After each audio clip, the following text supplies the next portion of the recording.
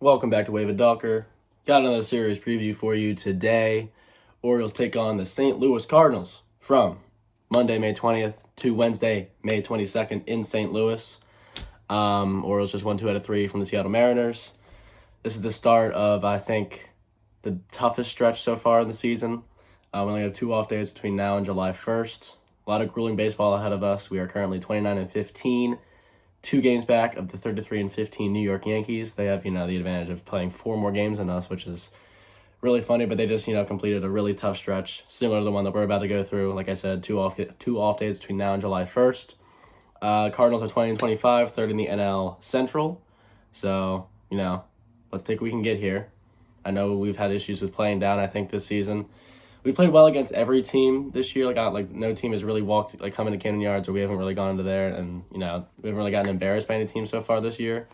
But I think, consistency is key this season. I think that's kind of been our weak spot, at least. I think our starting pitching has been fantastic so far this year. I think our offense is great when it's great, but when it's bad, it's bad. And our bullpen, I think, has been the most glaring issue. But, popping Cole Irvin in there, like he was in there for 2 innings in yesterday's win, I think that's a really good improvement. Craig Kimbrell looked solid in his 800th save yesterday. So there's an avenue for improvement here, but it's all about consistency. Yesterday I think Corbin Burns, had probably his second best start of the year so far, and the Orioles offense showed up, which is the perfect formula. Dean Kramer starts tonight. I'm gonna get into the pitching matchups for the series soon, but just continuing to talk about the Orioles here. I think the biggest issue, I've talked about this a dozen times in our last 2 series previews. The biggest issue, I think, has been not matching performances. We'll have a starter go out, 6 innings, 2 earned runs, look fantastic, and then get pulled. But then our offense, can't score, more than 2 runs. So, our pitchers are doing their best thing they can to support the offense, but we can't support our pitching. So I think that needs to be a key point of improvement, and yesterday was a great start to that. Corbin Burns going out, having a fantastic start, and the Orioles offense showing up. So as long as you can keep that up, I think, we're a good baseball team now, but I think we can be an even better baseball team and just improve upon what we've seen in our early success so far this year. But let's just get into the pitching probables for this away series against St. Louis. Game 1, Dean Kramer versus Sonny Gray. Creme Dog Bump Night. It's a holiday.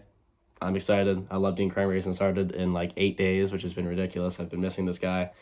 Had another fantastic start. 10 strikeouts over 5 2/3 innings, only allowing 3 earned runs. Like I said, the offense didn't really show up for him, so that's unfortunate. I'm going to close my window here. But Dino looked fantastic. He had another start, striking out 10 batters. But Dean looked fantastic.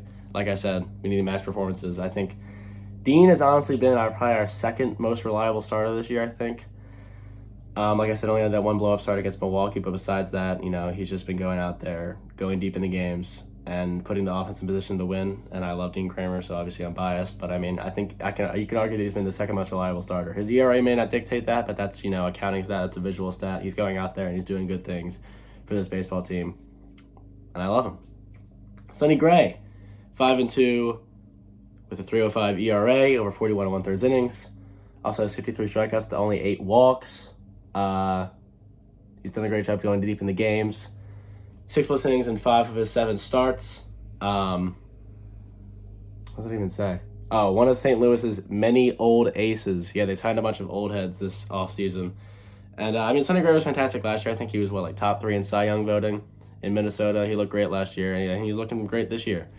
He has good stuff. I like Sonny Gray a lot. So, this is the best pitcher we're kind of going to face in this series. So, let's knock him around, guys. Game 2, Kyle Bradish versus Lance Lynn. Bradish had another fantastic start. I wouldn't say fantastic, great start. 2 earned runs over 4 innings. Biggest issue with him so far, I think, has been his pitch count.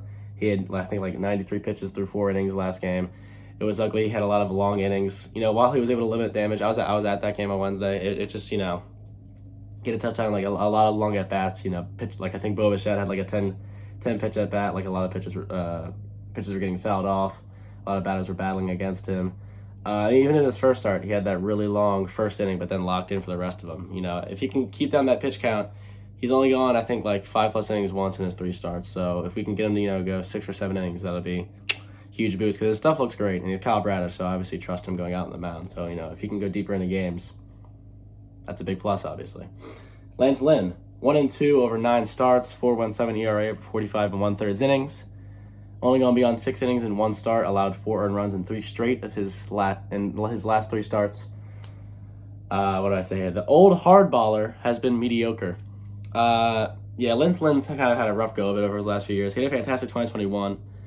He was in Los Angeles last year. When he got traded there, he looked pretty great. But, I don't know. He's getting old. He's been in the league almost, I think this is his 14th season or something. He's still cursed on the mound. He's still doing all those K struts, but, he's just getting old. And let's knock him around, like I say for all of these pitchers. Game 3, John Means versus Kyle Gibson. Means he had another great start. 6 innings, 2 earned runs, no walks. He's been great. I think all 3 of his starts have been fantastic. Obviously, he had that debut, 7 innings of shutout ball against Cincinnati.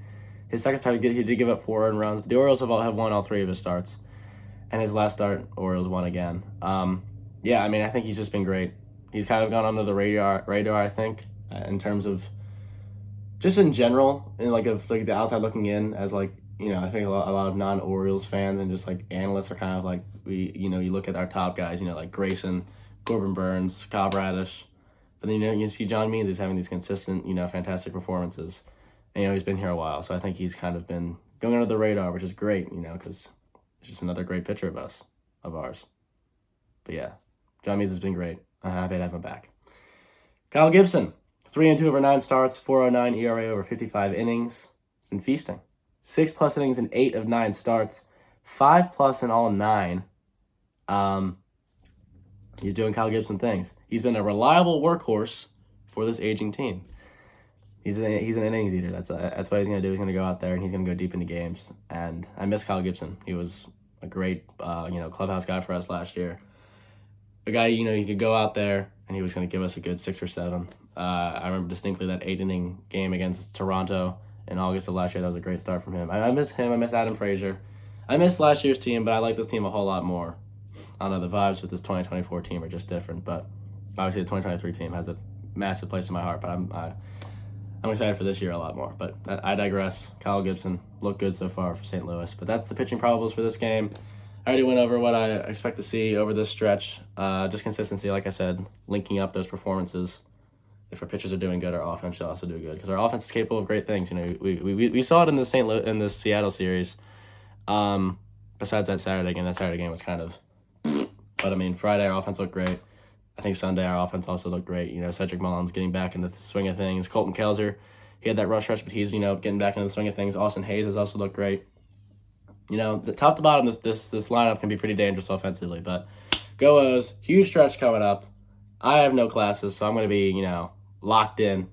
Go O's, peace out. Go O's. Creme Dog Bump Night tonight. Let's go. Get excited. Peace out.